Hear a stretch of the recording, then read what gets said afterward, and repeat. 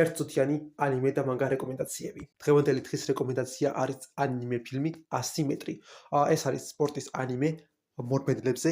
ყავს ორი არაჩვეულებრივი მთავარი გმირი და ასევე არაჩვეულებრივად დაწერილი და ძალიან საინტერესო მეორე ხარისხოვანი პერსონაჟები. ანიმე, რომელიც განსაკუთრებით სპორტსმენებს დააინტერესდებათ, ან ადამიანებს, რომელსაც რაიმესთვის მოტივაცია ჭირდებათ. ანიმე არის მთავარ და მეორე ხარისხოვან პერსონაჟებზე და მათ ყოველდღიურ სტრესზე, რომელთან შეჭიდებაც უწევთ მათი პროფესიიდან გამომდინარე და როგორც ცდილობენ ეს პერსონაჟები ამ სტრესის და ყოველგვარი ნეგატიურის და პრობლემების გადალახვას და როგორც ცდილობენ ეს ნეგატიური აქციონ მათ მოტივაციად გახდნენ საუკეთესო მორბედლები, იყვნენ ყველაზე სწრაფები და დაამყარონ ახალი რეკორდი.